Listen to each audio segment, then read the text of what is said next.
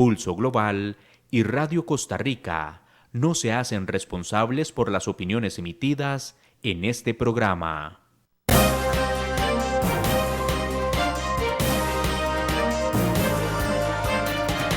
Pulso Global es un espacio que busca analizar los principales escenarios, fenómenos y acontecimientos en el panorama internacional, desde un análisis serio y académico que busca generar insumos para que cada quien pueda construir su propio criterio. Porque comprender lo que pasa en el mundo y cómo incide en nuestro entorno es imperativo. Le invitamos a tomarle el pulso al acontecer internacional junto con nuestros analistas, Gerald Solano y sus invitados.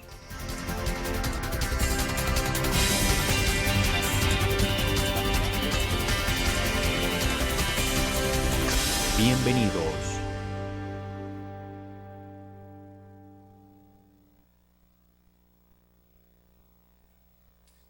Hola a todos y todas, esperando que se encuentren muy bien. Les saluda Gerald Solano desde el programa Pulso Global a través de nuestra plataforma de Facebook Live y de Radio Costa Rica 930 AM. Hoy en nuestra transmisión número 79, en el que estaremos hablando sobre la Centroamérica Bicentenaria y los retos que tiene para las pymes, con un invitado especial. Pero antes de presentarle a nuestro invitado, los invito a tomarle el pulso al acontecer internacional y ver qué nos comparten hoy los medios internacionales.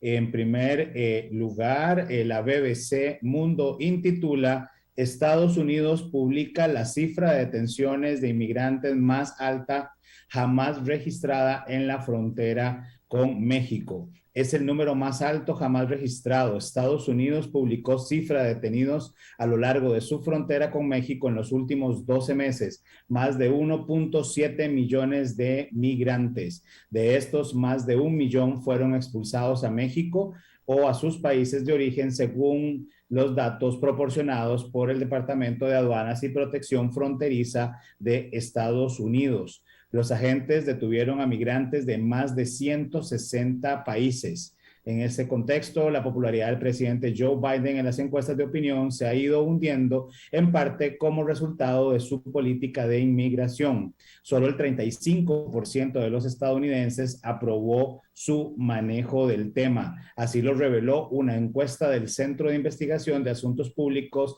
del Associated Press North a principios de este mes. Biden prometió una política de migración más humana que su predecesor Donald Trump, pero la frontera entre Estados Unidos y México se ha visto envuelta en una crisis durante gran parte de la presidencia demócrata. Las cifras de detenciones para el año fiscal 2021, que finalizó en septiembre, son las más altas desde 2000. Este año, más de 1.6 millones de migrantes fueron detenidos en la frontera entre Estados Unidos y México. Pero desde que empezaron los registros en la década de los 60, la cifra nunca había alcanzado los 1.7 millones. El gran número de expulsiones durante la pandemia ha contribuido a que un número de migrantes mayor de lo habitual haya realizado múltiples intentos de cruzar la frontera, dijo la Oficina de Aduanas y Protección Fronteriza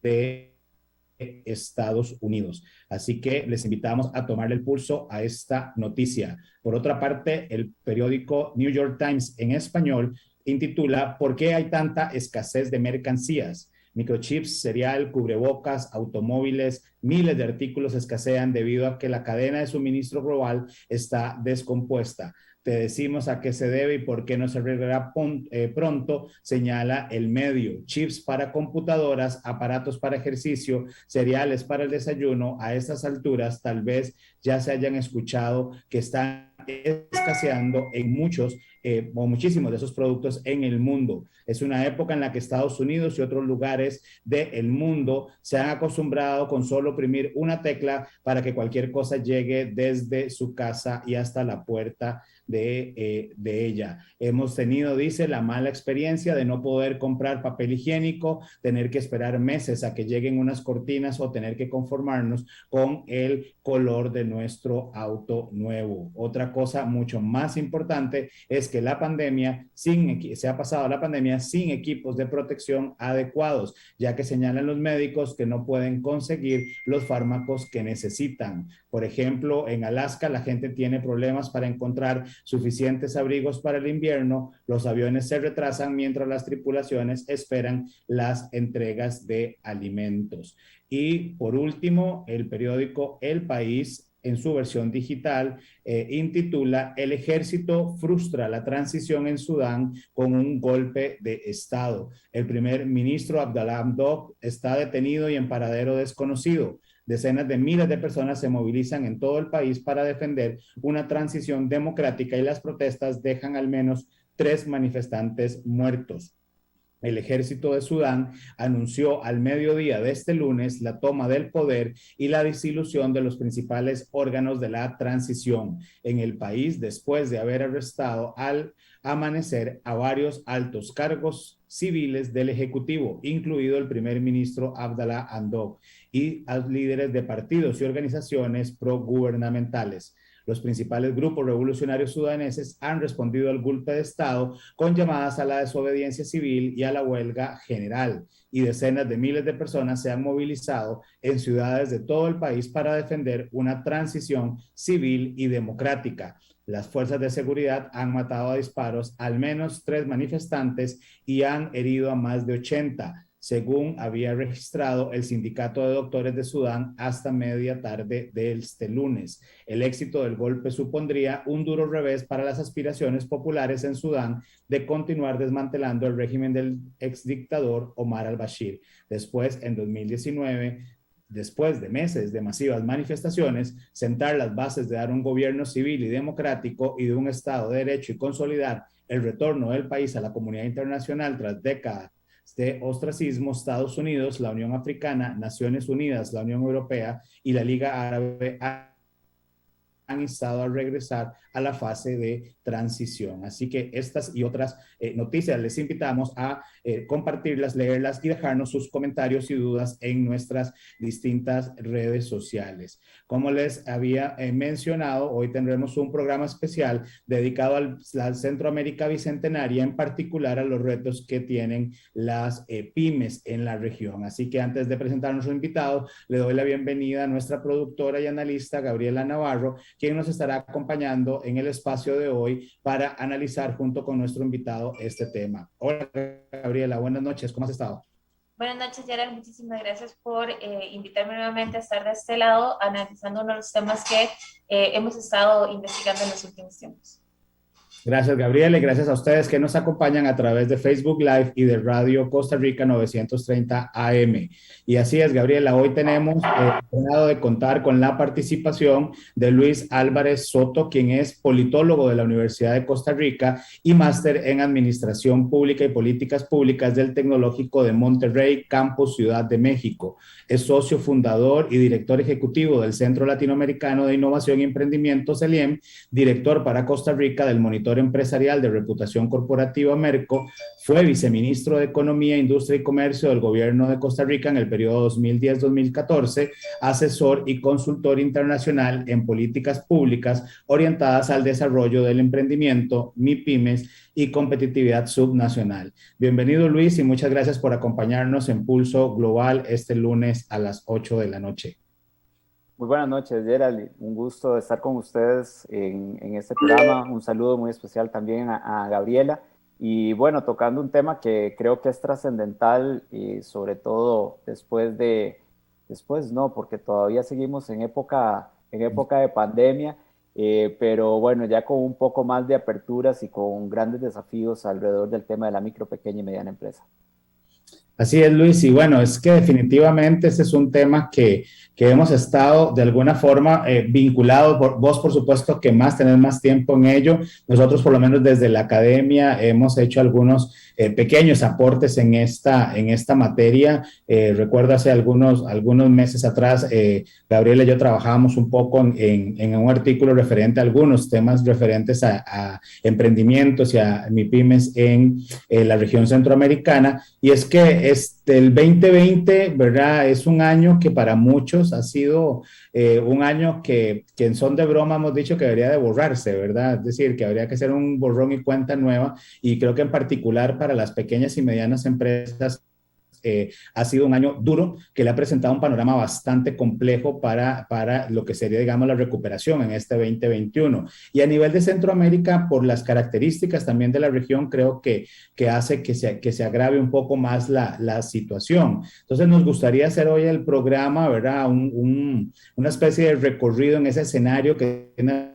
las pymes y que vos bien conoces en la región centroamericana, tal vez previo a la pandemia, ¿verdad? Durante la pandemia y qué podríamos esperar en esta pospandemia. Así que podríamos dar inicios tal vez en términos de una radiografía general en ese 2019 antes de la pandemia, cómo estaban las pymes en Centroamérica. Bueno, Gerald, yo creo que hay desafíos que venimos arrastrando desde hace muchos años con respecto al desarrollo del parque empresarial de la micro, pequeña y mediana empresa, que desde CELIEN hemos venido haciendo algunos monitoreos, particularmente empezamos en mayo del año pasado, monitoreando qué estaba pasando con los efectos de la pandemia en las pymes y comparando también algunas características de esos desafíos que ya conocíamos o que veíamos antes de la pandemia. Hay elementos que sin duda son problemas estructurales que tenemos en nuestros parques empresariales, en nuestros ecosistemas, que siguen estando ahí presentes y que la pandemia no solamente nos lo puso con mayor relevancia en el escenario de las decisiones que debíamos de tomar a nivel institucional, sino también desafíos que desde las mismas empresas es fundamental poder atender y que en aquellos casos en donde no necesariamente se había tomado en serio algunos elementos que son fundamentales dentro de la estructura y la gestión de las empresas, pues indudablemente la situación que se vivió a partir de marzo del 2020 marcó una diferencia importante. Podemos ver desde las empresas, por ejemplo, temas que hemos venido trabajando desde hace muchos años, que tenía que ver con la reducción de las brechas digitales, la incorporación de la MIPYME al uso de la tecnología, la incorporación de la MIPYME en la posibilidad de que pudiera utilizar plataformas electrónicas no solamente para comercializar, sino también para poder establecer mejores mecanismos de gestión administrativa y financiera, cosas que prácticamente nos costaba muchísimo que la MIPYME pudiera dar ese salto para poder implementar este tipo de plataformas. Bueno, a partir de marzo del 2020 y ante las medidas que se tomaron, muchas de las micro, pequeñas y medianas empresas no tuvieron otra opción que dar el salto en muy pocos días a procesos que durante años no habíamos logrado. Y creo que eso es un elemento que tenemos que tener en perspectiva, porque hoy, después de casi ya año y medio, un poquito más de que empezaron todas esas medidas, podemos darnos cuenta que no necesariamente el hecho de que se hayan implementado quiere decir que son sostenibles en el tiempo, ¿verdad? Y eso es un elemento muy importante, pero lo que sí es cierto es que se dieron algunas incorporaciones en los mecanismos de gestión administrativa y financiera y de comercialización en la MIPYME que tenía que ver con un mayor uso de la tecnología. Desde el punto de vista de las instituciones, hay desafíos que hemos venido arrastrando durante mucho tiempo. Los temas de la formalización, los temas del acceso a financiamiento, los temas de acompañamiento, los temas de mayor incorporación de las MIPYMES a una escalabilidad que tiene que ver con la innovación, que tiene que ver con el acceso a mercados, son temas que venimos arrastrando desde hace mucho tiempo y sobre todo yo me concentro mucho en el tema de la formalización y el acceso a financiamiento, en donde la pandemia nos reflejó que esa alta informalidad que tenemos en nuestros parques empresariales y esas limitadas posibilidades para que las MIPYMES puedan acceder a recursos financieros fue más que evidente como una necesidad no solamente por la situación pandémica, sino como una necesidad de atender prioritariamente para lograr que las micro, pequeñas y medianas empresas, sobre todo las micro y pequeñas, puedan dar saltos cualitativos en sus modelos productivos y que eso pueda impactar de mejor forma en el desarrollo y el crecimiento económico de nuestros países. Entonces creo que ese es un poco el panorama que tenemos, que no hemos resuelto y que también nos pone de relevancia la importancia de pensar en estos temas ya no solamente como una responsabilidad absoluta del sector público, porque muchas veces hemos creído que estos temas pareciera que es responsabilidad del sector público y en el peor de los casos es responsabilidad de una sola institución. Hoy nos hemos dado cuenta de que no, de que eso es una responsabilidad que tiene una visión ecosistémica en donde muchos actores juegan un papel relevante, tanto las entidades financieras, la academia, como el mismo sector privado juega un papel relevante para que podamos hacer una sinergia positiva en ese crecimiento que requiere la micro, pequeña empresa, sobre todo para generar empleo, para generar crecimiento económico, que es uno de los grandes temas que tenemos hoy en día. Así es, don Luis, y como usted lo menciona, ese marzo del 2020 es un mes que marca un antes y un después, creo. El 6 de marzo registramos en Costa Rica el primer caso de coronavirus y el 11 de marzo ya la OMS estaba declarando la pandemia a nivel mundial, con un avance centroamericano un poco optimista. El 12 de marzo se estaban reuniendo los jefes de Estado y declarando que teníamos que afrontar esta crisis como región. A raíz de esto, el 25 de marzo nos presentan este plan de contingencia regional, un plan desarrollado como una estrategia de abordaje desde varios ejes de enfoque para lo que era la pandemia del coronavirus. Entonces, a partir de este plan regional, plan de contingencia regional, hay un enfoque de comercio y finanzas que permea a las micro, pequeñas y medianas empresas centroamericanas. Entonces, nos gustaría saber cuál es su percepción de cuál fue ese enfoque hacia las pymes y si fue suficiente en el planteamiento que realizaron el Estado de Centroamérica. Sí, ahí hay algunos elementos, Gabriela, que tienen que ver con la constitución de fondos de apoyo a nivel centroamericano para poder permear el impacto que estaban teniendo las micro y pequeñas empresas, especialmente por las situaciones, obviamente que prácticamente los flujos de caja se vinieron a menos en muchos casos. Algunas tuvieron la oportunidad de poder replantear sus modelos de negocios y seguir operando, obviamente con algunas limitaciones, pero seguir operando sus empresas, pero hay otras que definitivamente no lo pudieron hacer, ¿verdad? Hay sectores que tuvieron impactos mucho más destacados, no, uno de ellos, indudablemente, todas las pymes turísticas que prácticamente el cierre de los aeropuertos y la imposibilidad de poder atraer turistas tanto nacionales como internacionales, pues les afectó completamente sus operaciones y el sector comercio quizá es otro de los sectores que mayor impacto tuvieron. Buena parte de estas medidas que se toman para poder paliar esa crisis que empiezan a vivir las MIPYMES, yo creo que fueron instrumentos importantes, no solamente a nivel regional, sino también algunas medidas que los mismos países empezaron a adoptar. Sin embargo, no va a ser suficiente, indudablemente.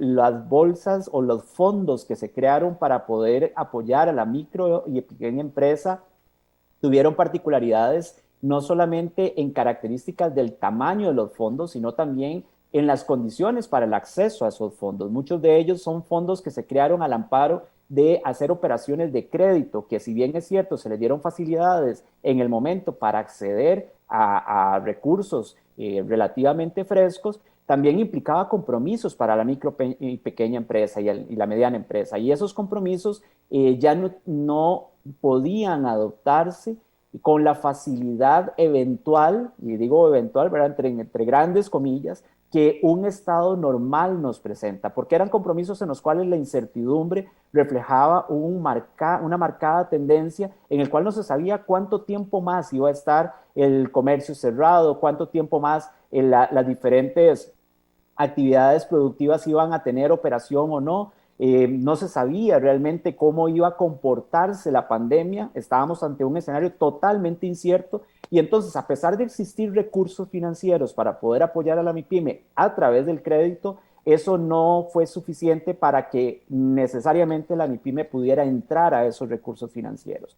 También en muchos casos se plantearon la posibilidad de medidas que estaban vinculadas a acciones de los gobiernos para poder facilitar los compromisos que tenían en términos de la seguridad social, en términos de compromisos tributarios que eventualmente las MIPYMES tenían que enfrentar en los países. Bueno, muchas de ellas fueron medidas paliativas, pero en algunos casos también fueron medidas que no fue que se eliminaron, fue que se trasladaron a periodos, a meses más adelante, en los cuales también de nuevo la incertidumbre de la actividad económica pues hacía que el flujo de caja y la gestión administrativa y los compromisos que fueran adoptando los empresarios pues tenían que valorarse en función de esas características que estaba teniendo el mercado. Entonces, no quiero decir que las medidas fueron malas. O sea, de hecho, si vemos cuando evaluábamos con los micro y pequeños empresarios a través de diferentes instrumentos que corrimos en la región, veíamos que la respuesta era relativamente positiva. Sin embargo, eso no paliaba los efectos que estaban viviendo los microempresarios a través de las medidas sanitarias que fueron adoptando los gobiernos. Y en el caso de aquellas MIPYMES que estaban con una actividad, particularmente en el mercado internacional, también recordemos que en buena parte, sobre todo en la región, tuvimos que enfrentar cierres de fronteras en periodos determinados en donde no fue posible la comercialización de los productos. Y en algunos mercados, inclusive, si pensamos fuera de la región, particularmente en Europa, si bien los efectos de la pandemia fueron diferentes en los diferentes mercados, pero también hubo momentos en los cuales los mercados estuvieron cerrados. Y eso implicó, por ejemplo, en el caso de Costa Rica, recordemos que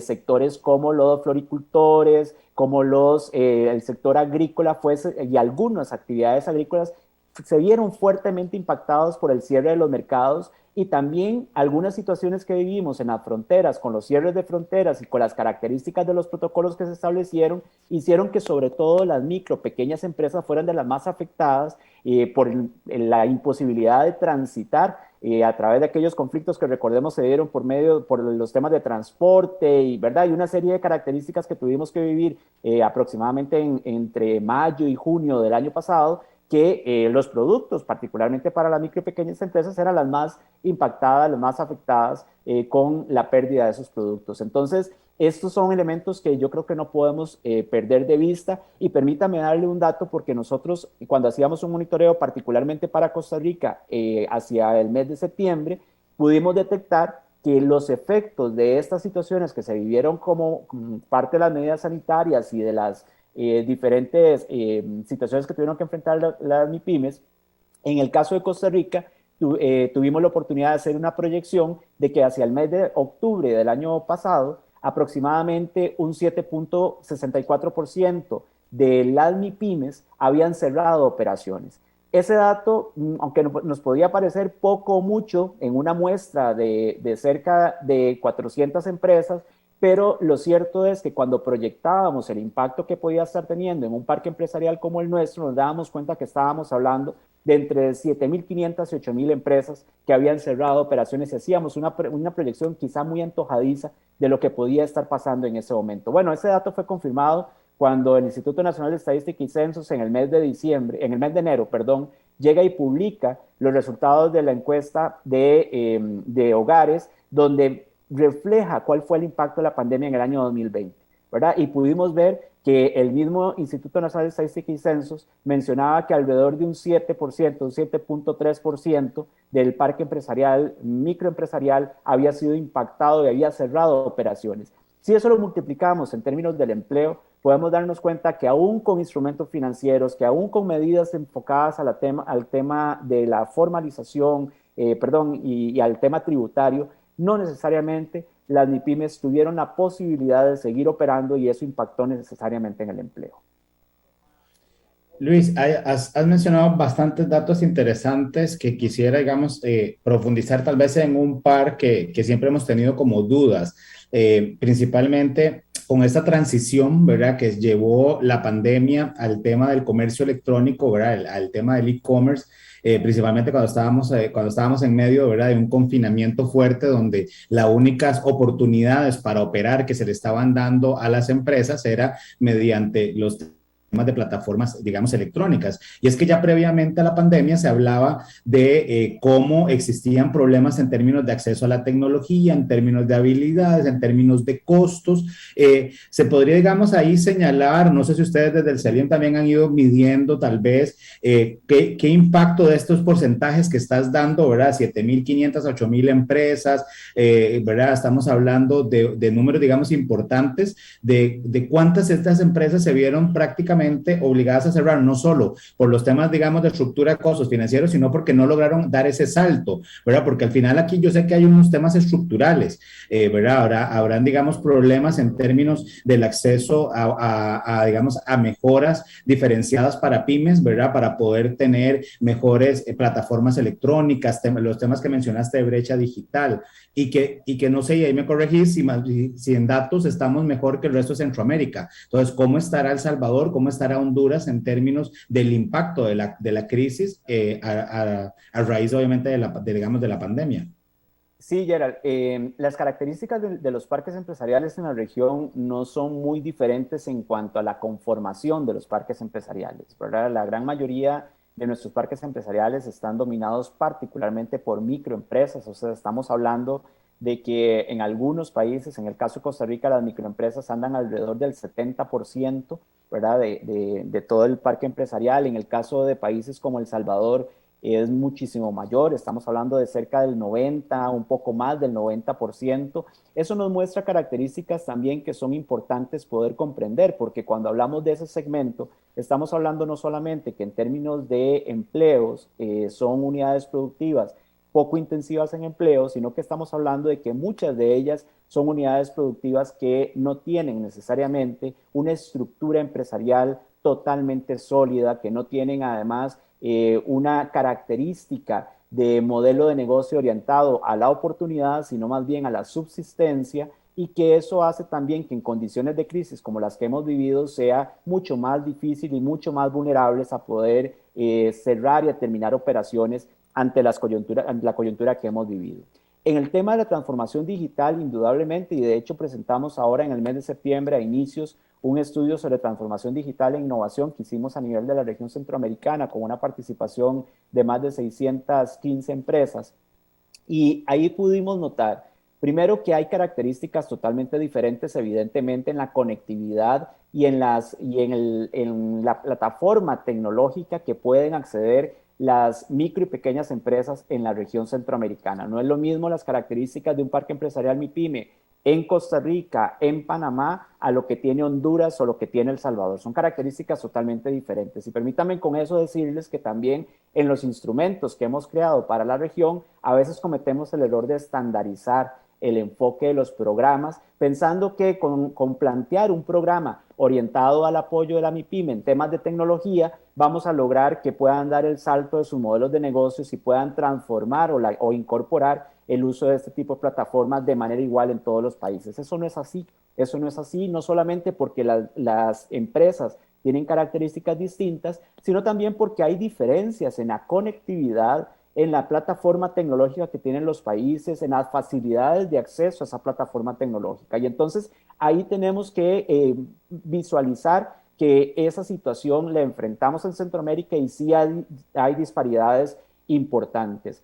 Hay un dato que para nosotros nos llamó poderosamente la atención en este estudio sobre transformación digital e innovación, y fue cuando le preguntamos a la MIPYME, particularmente, por ejemplo, en algo que quizá se ha ido normalizando cada vez más en un país como el nuestro, en donde el tema del uso, por ejemplo, de plataformas tecnológicas para transacciones bancarias, el Simpe móvil o inclusive las transferencias a través de Internet, pareciera como que ya empieza a ser algo muy normal, ¿verdad? Bueno, pero nos dimos cuenta a través de este estudio que países como Honduras, las transacciones económicas principalmente se están haciendo en efectivo, no se están haciendo con plataformas tecnológicas. Y entonces ya ahí tenemos una diferencia, porque no es solamente que se pague en efectivo, es que eso nos está queriendo decir, nos está reflejando de que plataformas de comercio electrónico no están operando en esos países y no están operando para el segmento de la micro y pequeña empresa.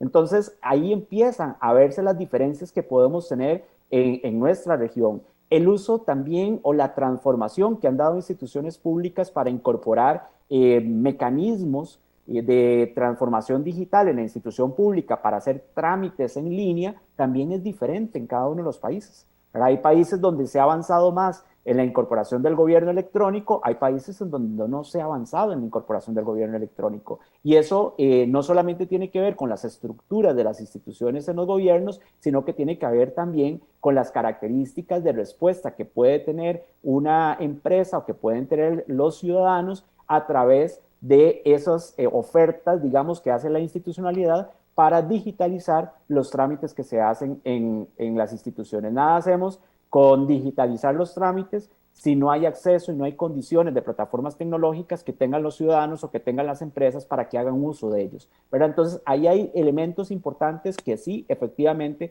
hay diferencias en la región, hay diferencias entre los países y hay diferencias, y eso es muy importante, hay diferencias a lo interno de los países entre la zona urbana y la zona rural, ¿verdad? Y ahí eso es fundamental también a la hora de establecer los programas que puedan orientar una mejor utilización de los instrumentos digitales en las coyunturas en las que vivimos. Y don Luis, ahí hilando un poco a esa referencia que usted hacía, creo que hay una pregunta que nosotros nos hemos hecho y que con este tipo de estudios logramos evidenciarla, y es si a pesar de tener ya 1 año y medio, 1 año y 7 meses en pandemia, las empresas han logrado adaptarse a este contexto.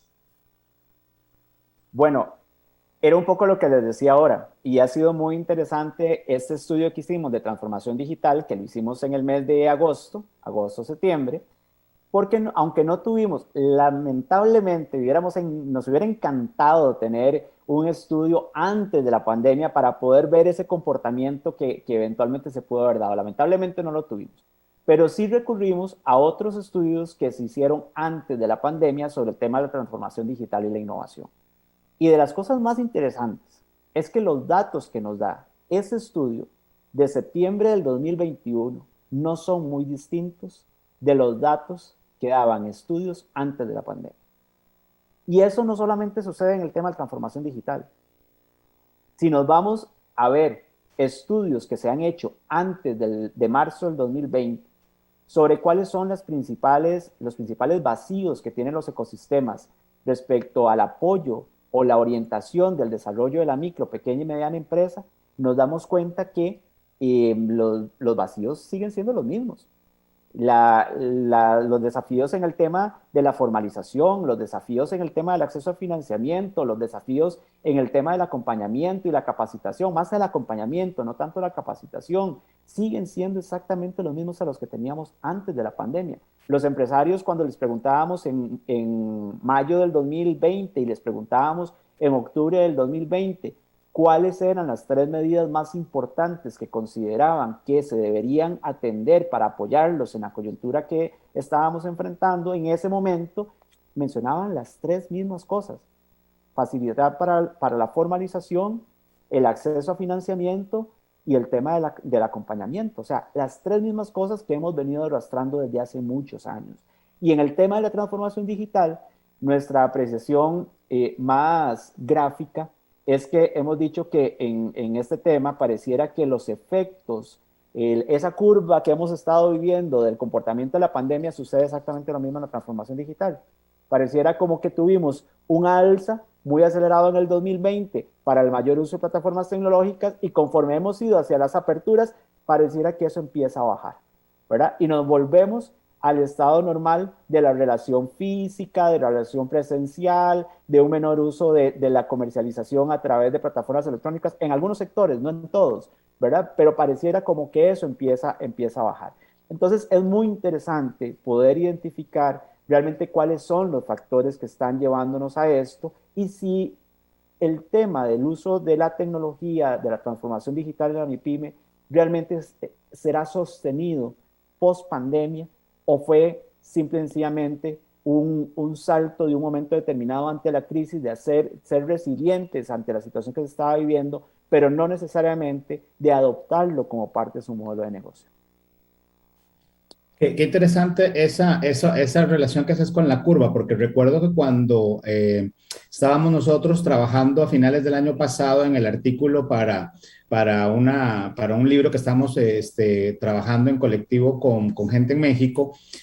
Muchos de los textos que encontrábamos hablaban de que el cambio, esa transición a la parte del acceso por medio de plataformas digitales a distintos bienes y servicios, como que ya se había, ¿verdad? Había llegado como para quedarse, y que casi que la pandemia nos había, ¿verdad?, empujado a esa transformación a la fuerza, y que ya iba a ser como difícil retroceder. Y ahora ese dato que da definitivamente nos pone bastante a pensar en la forma en que la COVID-19 ha impactado de forma diferenciada, como bien lo señalas, a las pymes. Y ahí quisiera tal vez, Luis, profundizar un poco en dos temas. Uno, ¿cuáles consideras que son los principales, ¿verdad?, impactos que se han visto en términos ya de durante esta pandemia? ¿Y qué papel, porque sos especialista en temas de política pública, ha venido jugando, ¿verdad?, esa política pública para pymes? Porque como bien señalabas, pareciera que se han hecho algunos esfuerzos y demás, pero que no necesariamente se están viendo traducidos, ¿verdad?, en que todas las pymes están teniendo acceso. Y esa es una diferenciación en términos de una pyme en zona urbana a una pyme en zona rural, ¿verdad? Pareciera que a pesar de pandemia seguimos con estos modelos vallecentralistas, ¿verdad? Olvidando la periferia, las zonas más golpeadas, particularmente temas de servicios, ¿verdad? Por ejemplo, hotelería, turismo, toda esta parte en zonas, digamos, en Costa Rica, principalmente en zonas rurales. Pero ¿qué rol está jugando ahí la política pública, y si está teniendo algún impacto real en términos de mejorar las condiciones de las pymes? Tal vez, antes de entrar en eso, nada más darles un dato en este tema que es relevante. ¿Qué es lo que ha utilizado la MIPYME en la época de crisis con el tema tecnológico? Sí, ha utilizado algunas plataformas para poder mantener activo su modelo de negocio, ¿verdad? Para poder comercializar. Pero, por ejemplo, hoy el tema de la transformación digital nos lleva a entender el Big Data. Ese es un tema totalmente ajeno para la MIPYME. A utilizar plataformas de CRM. Es un tema totalmente ajeno para la MIPYME. A poder utilizar plataformas de seguimiento de proyectos. Prácticamente no existe. Y algo muy, muy importante, cuando le preguntábamos a la MIPYME cuáles eran algunos de los elementos del uso, digamos, de diferentes sistemas sobre los cuales ha venido implementándolo en su proceso de trabajo, nos dábamos cuenta que, por ejemplo, todo lo que tiene que ver con sistemas ágiles de gestión, y eso está muy vinculado a la innovación, sistemas ágiles de gestión, sistemas de certificaciones empresariales, sistemas de gestión de calidad, que tiene que ver con toda esa transformación del modelo productivo, eso prácticamente no existe en la MIPYME. O sea, más del 60% de la MIPYME nos dijeron que eso no lo han incorporado. Y bueno, esto nos tiene que llamar a reflexión, porque uno de los grandes desafíos que tenemos, y con esto vinculo a lo que me estás preguntando, Gerald, de la política pública, es no solamente cómo creamos los instrumentos para que la MIPYME tenga respuesta a sus necesidades, es cómo logramos que la política pública sea capaz de generar la escalabilidad de las MIPYMEs. Y esa escalabilidad no es que logremos que las micro pasen a ser pequeñas, que las pequeñas sean medianas y que las medianas sean grandes. Ojalá, en el mejor de los casos, logremos algo de eso. Pero el gran reto está particularmente en cómo hacemos que la MIPYME, aún siendo micro, sea una MIPYME cada vez más productiva. Y eso está vinculado a sistemas de gestión, está vinculado a sistemas de certificación, está vinculado al tema de acceso a mercados. No importa si siguen siendo 10 personas siempre, es cómo logran ser más productivas, cómo logran incrementar su presencia en los mercados y la colocación de sus productos, cómo logran vender más. Ese es el tema de la escalabilidad. Y ahí me parece que la política pública todavía no ha logrado dar ese salto. No porque no tengamos los instrumentos. Sin embargo, creo que todavía en la región hay factores que nos afectan bastante. Y voy a dar un ejemplo muy puntual. Hace algunos años empezamos a transferir modelos de acompañamiento empresarial que han sido muy, muy exitosos en otros países.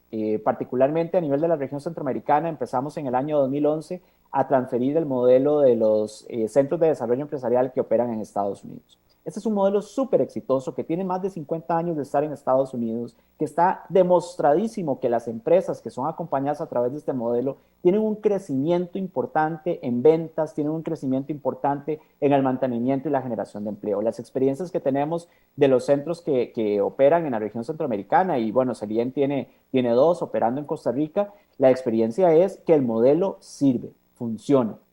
¿Qué pasa con estos procesos que se han venido haciendo en la región? Bueno, que en un país como Estados Unidos, resulta que estos centros que funcionan bajo el modelo de triple hélice, donde la academia, el gobierno y el sector privado participan, tienen una estabilidad en su funcionamiento porque no importa si están los demócratas o los republicanos, los centros siguen funcionando exactamente igual. Es una política de Estado que está directamente relacionada al apoyo a la micro, pequeña y mediana empresa. Eso no sucede en nuestra región. Los factores de los cambios de gobierno, los factores de la dinámica política que tiene nuestra región, nos hace que muchas veces caminemos muy rápido en algunos temas, pero que los cambios de gobierno impliquen que las cosas se detengan o que se eche para atrás. Y el gran afectado cuando se da estas cosas no es el gobierno de turno, no es la institución que tiene a cargo la situación. El gran afectado es la MIPYME. El gran afectado es el emprendedor que tiene que lidiar con que ese tipo de programas no trasciendan en el tiempo, no sean políticas de Estado. Entonces creo que ahí hay uno de los grandes desafíos que tiene la política pública en nuestra región. Y el otro tema, Gerald y Gabriela, que me parece relevante, es que creo que seguimos todavía en la región con políticas públicas muy de planes piloto y de poca transformación estratégica. El tema de la MIPYME no es todavía, lastimosamente, un tema central estratégico de la política pública. Y cuando hablo de la política pública no es la de un ministerio, hablo de la política de desarrollo de un país, ¿verdad? O sea, sabemos el impacto que tiene la micro, pequeña y mediana empresa en nuestros ecosistemas. La gran mayoría de los parques empresariales de nuestra región tienen un impacto en el Producto Interno Bruto de entre el 35 y el 40%. Están generando la mayor cantidad del empleo que genera el sector privado. Y es donde, bien atendido, tenemos la posibilidad de escalar la generación de nuevos empleos, la generación de nuevos productos, la posibilidad de hacer cada vez mayor oportunidades de encadenamiento. Sin embargo, esto no necesariamente es el centro de las políticas de desarrollo productivo. Y entonces creo que ahí hay un elemento que es fundamental en situaciones como la crisis que hemos vivido, en donde los instrumentos salen, pero salen muy dirigidos a una población muy pequeña.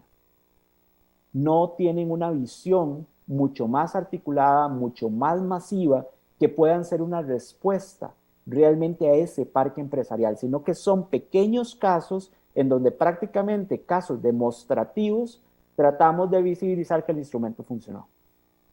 Y ahí me parece que es uno de los grandes pecados que tenemos en la política pública, no por escasez de recursos, no por escasez de institucionalidad, no por escasez de normativa, sino sobre todo por visión estratégica para poder implementar y poder impactar de mejor forma en esos apoyos que, repito, no son solamente apoyos que tienen que venir del sector público.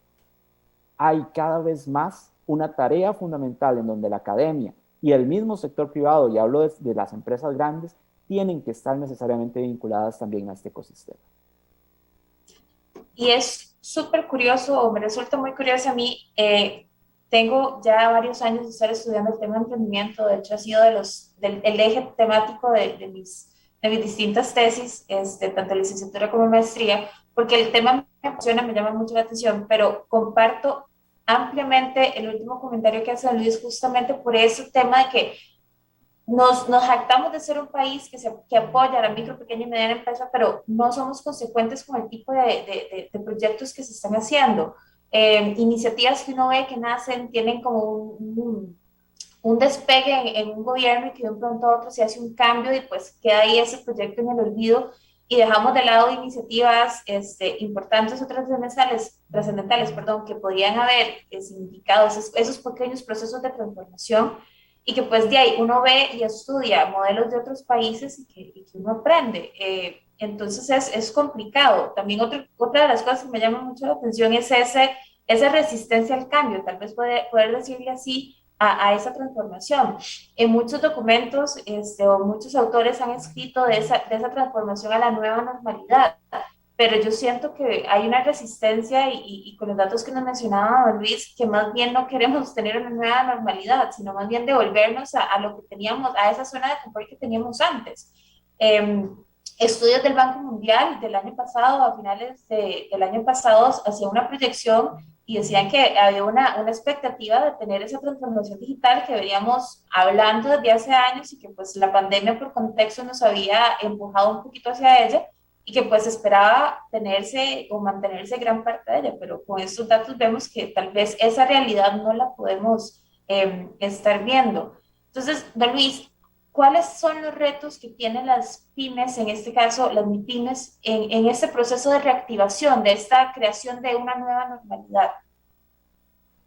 Hay varios retos que son claves. Me parece que uno de ellos es y que no puedo cargarle la responsabilidad única y exclusiva a la MIPYME, porque esto es como cuando uno está en el kinder o en la escuela, ¿verdad? Que la responsabilidad no es solamente de quien está estudiando, sino también hay una responsabilidad del centro educativo de quien le está enseñando.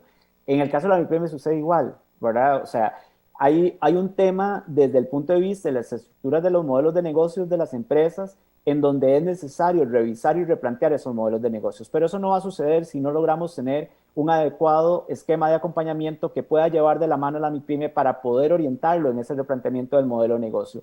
Y aquí el gran elemento es que no tenemos que entender esto como capacitaciones, porque también hemos cometido el gran pecado de pensar que con capacitaciones resolvemos la vida de la MIPYME, y entonces también queremos que los empresarios, que los emprendedores y las emprendedoras que forman parte de las empresas sean todólogas, ¿verdad? Que sepan de contabilidad, que sepan de comercialización, que además de eso puedan usar las redes sociales, pero que además produzcan, pero que además lleven la parte financiera. O sea, queremos que hagan todo, ¿verdad? Y eso no es posible. Entonces, tenemos que pensar en esquemas de acompañamiento que puedan hacer realidad de que esos modelos de negocios puedan replantearse ante las nuevas circunstancias que tenemos y que sobre todo esos modelos de negocio puedan ser resilientes a esos cambios que vamos a seguir teniendo, ¿verdad? Y el gran mensaje que tenemos que darle a la MIPYME es que no pensemos que por las aperturas vamos a entrar a la nueva normalidad, ¿verdad? Puede ser que entremos en una nueva normalidad, pero que muy pronto tengamos una nueva realidad que tengamos que enfrentar, y los modelos de negocios tienen que ser cada vez más resilientes en esto. La planificación hoy no se hace a 30 años ni se hace a 10 años, la planificación se hace a 6 meses en el mejor de los casos, ¿verdad? Y eso es un elemento muy importante. El otro elemento es que tenemos que lograr una vinculación cada vez mayor de la MIPYME con los diferentes actores del ecosistema. En el estudio que hacíamos ahora en el mes de septiembre, cuando le preguntábamos a la MIPYME, particularmente con el tema de la innovación, le decíamos, bueno, ¿con qué instancias del ecosistema usted se vincula? El 70% de las MIPYME dijeron que con nadie.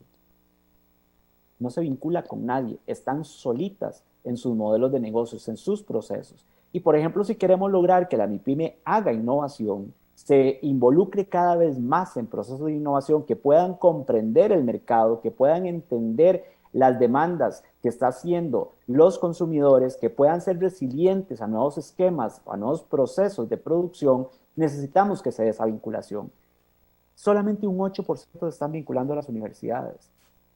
Y ahí tenemos cantidades importantes de recursos, de investigación, de experiencias que podemos trasladar al sector productivo y que pueden dinamizar la carencia que puede tener una microempresa, por ejemplo, de que no tiene las condiciones ni los recursos para tener una unidad de investigación y desarrollo, donde las universidades, los centros académicos pueden suplir esa oportunidad y pueden ser grandes dinamizadores de ese proceso de transformación de los modelos de negocios de las MIPYMES. Entonces, me parece que esos dos elementos son claves. El papel que tiene que jugar el gobierno para poder articular de mejor forma el ecosistema, el papel que tienen que jugar las universidades para poder vincularse cada vez más al sector productivo, y el papel de las micro y pequeñas empresas para poder entender y comprender de mejor forma la realidad que estamos enfrentando ante la situación pandémica que vivimos.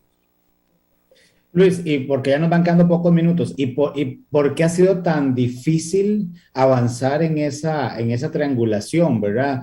Yo recuerdo hace ya algunos años, ya bastantes años, que en algunos cursos, incluso en la maestría, se hablaba, ¿verdad? De ese banco de tres patas, ¿verdad? Como has mencionado, la parte del sector privado, que por supuesto involucrará también a las pymes y a las grandes empresas, la parte de la academia y la parte del gobierno haciendo política pública, pero pasan los años y seguimos viendo que es difícil avanzar en esta materia. Y quería también unirlo con el tema de los esquemas de acompañamiento. ¿Cómo está ese tema a nivel centroamericano? ¿Cómo está a nivel del resto? Digamos, qué juego está ahí, por ejemplo, el sistema de la integración con Sempromipe, ¿verdad? Este tipo, digamos, de institucionalidad en esa creación de esquemas de acompañamiento.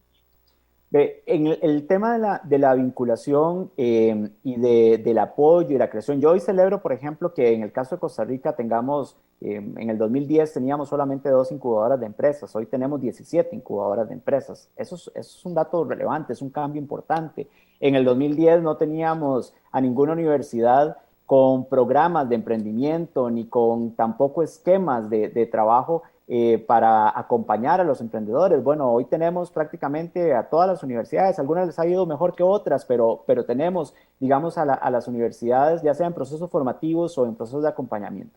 ¿Qué es lo que pasa? Que tenemos que tener claro hacia dónde nos estamos moviendo, ¿verdad? Porque en primera instancia tenemos que tener claro que, por ejemplo, instrumentos como las incubadoras de empresas y las aceleradoras de empresas son complementarias a los centros de desarrollo empresarial, no son excluyentes, no compiten entre ellas. ¿Por qué? Porque los públicos y los objetivos son distintos. Algunos han caído en el error de decir, es que las incubadoras no funcionan. No, no es que no funcionan, es que las incubadoras no son masivas. Las incubadoras están apostando a poder encontrar ese emprendimiento dinámico de alto impacto que pueda crecer muy rápidamente. Eso no necesariamente es el rol de los centros de desarrollo empresarial. El rol de los centros de desarrollo empresarial sí es mucho más masivo, ¿verdad? Sí está orientado a poder apoyar a esa microempresa, esa microempresaria o ese microempresario que necesita poder transformar su modelo de negocios que nació por subsistencia, que nació a través de un negocio familiar, para transformarse en un negocio con mayores oportunidades y con mayor crecimiento. Eso no lo va a hacer una incubadora, pero sí lo hace un centro de desarrollo empresarial.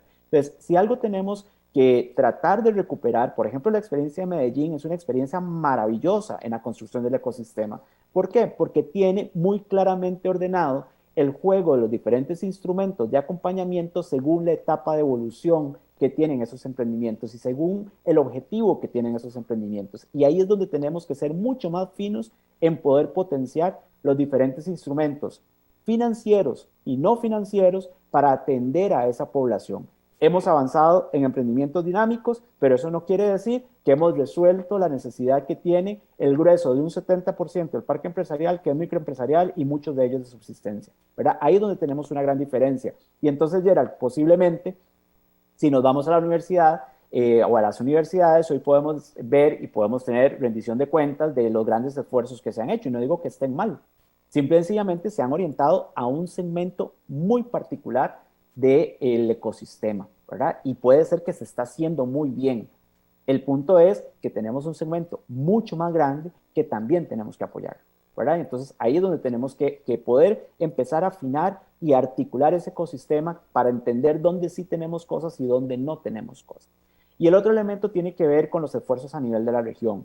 Efectivamente, a nivel de la región, hoy tenemos 64 centros de desarrollo empresarial, por ejemplo, que se han ido instalando a través de la transferencia metodológica, donde Sempromipe ha jugado un papel muy importante.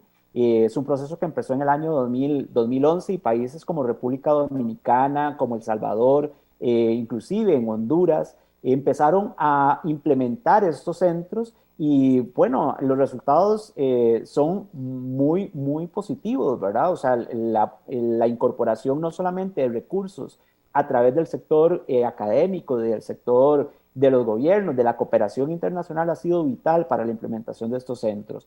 Pero de nuevo, nos enfrentamos, a pesar de buenas voluntades y buenos esfuerzos, nos enfrentamos también a los ciclos políticos que viven los gobiernos. Y entonces la sostenibilidad de estos centros no necesariamente, o los ritmos de trabajo de estos centros no necesariamente ha sido el que quisiéramos en la región. Yo creo que ahí hay un gran esfuerzo que es necesario hacer a nivel del sistema de integración centroamericana.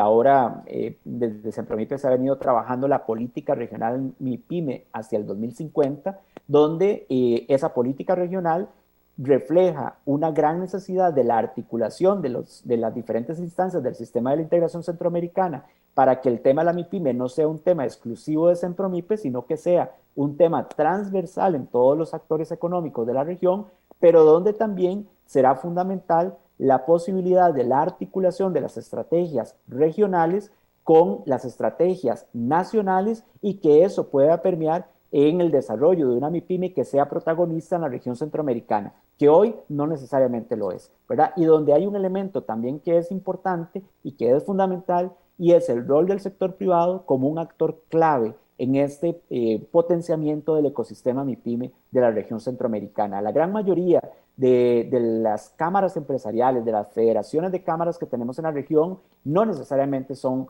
federaciones de cámaras ni cámaras empresariales de las MIPYMEs, ¿verdad? Contrario a tener un parque empresarial mayoritariamente MIPYME, no necesariamente tienen una representación MIPYME.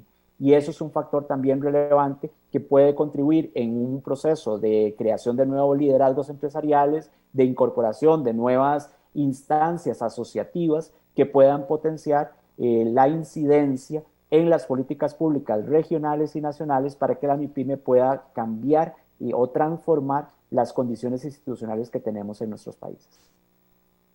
Bueno, Luis, muchísimas gracias por haber estado en Pulso Global. Definitivamente un panorama bastante claro. Nos has ayudado a comprender cómo está Centroamérica y cómo está Costa Rica en temas de retos para las pequeñas y medianas empresas. Así que las puertas abiertas para cuando quieras regresar a Pulso Global.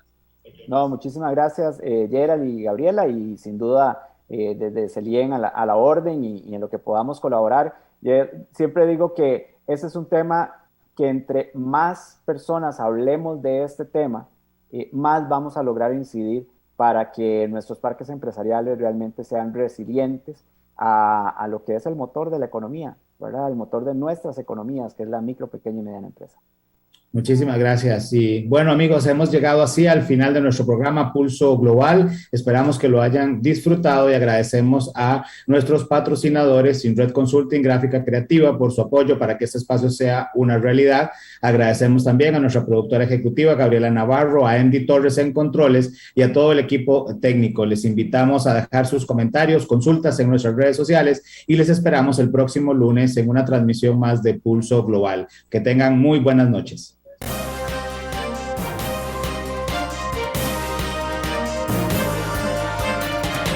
Esto fue Pulso Global. Gracias por acompañarnos en una transmisión más. Le invitamos a sintonizarnos por Facebook Live y Radio Costa Rica 930 AM para llevar juntos el pulso al acontecer internacional.